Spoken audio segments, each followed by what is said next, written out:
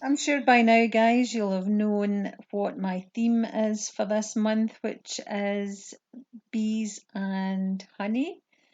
And just now, I'm showing you just what I have used for the weekly spreads, all the different stamp sets that I've used.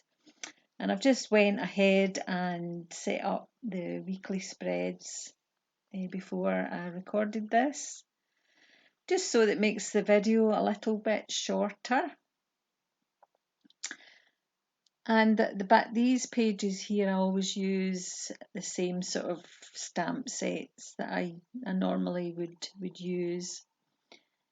And I've went and collected some bits and bobs. That's a book, I think it's 1950s book about honey that I've had for a long, long time. Those stickers are from Sticky Stickers. I'll link everything below so that you'll know. And I just gathered up some stencils that I thought might sort of kind of looks like honey and bees and things. And these are some stamps that I made myself from this sheet of foam here. And I'll just do a sort of quick demo on what I wanted to do was do another shaped bee, but I didn't want the whole bee. And this idea I got from Mistel Kirkeen, whom I love her work so much. And she does a lot of this sort of thing with her jelly plate. So that's what inspired me to do this. And it's just so easy. And you need a good sharp sort of pencil just to size your design on it. And this stamp I made up from these dimensionals that are used in card making. And I really just thought they were perfect to make up a little tiny stamp of like the hexagons to represent the honeycomb. So I'm just going ahead here and I'll do a sort of quick demonstration on how these stamps, these homemade stamps, print out. I used two rollers, one for the ink and one just dry one clean one, just to roll out the stamps and make them a bit more easier to print. So I'm just looking for some paper just now, and I'm starting to roll the ink. It's the Adirondack, I think. I'm not sure. Is the Butterscotch. I thought I quite like that kind of dirty yellow colour. And a wee tip when you're rolling out onto the ink is just to roll and lift and roll and lift and not go back and forward too much. As you can see there, just rolling, lifting and going back. So it means that all your roller gets covered with the ink. And I quite like these stamps. I'm not crazy about them, but I quite like them. They're a bit sort of rough and ready, which I quite like. I'm not doing it for perfection. And these are a kind of honeycombish style. It's just to give an initial impression of what the honeycomb says to me. And I quite like the fact that you can print and just do a sort of shadow print beside, and it just gives a nice effect. I like that a lot. So that's that there. So I'm going to be doing that in my diary. This is me starting to do the first page or the title page. I really don't have a initial idea of what I'm going to do. I just kind of do it as I go. And I photocopied the front of that book, and I'm just using that as a sort of backdrop. to all the stickers and bits and bobs that I'm going to be sticking on.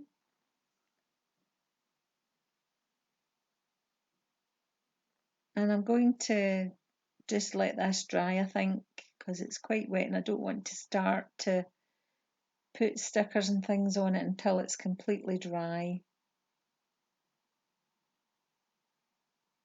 Yeah, so I'm going to put a big heavy book on this to try and flatten it out. And I'll leave you with some music and the rest of my process. Enjoy!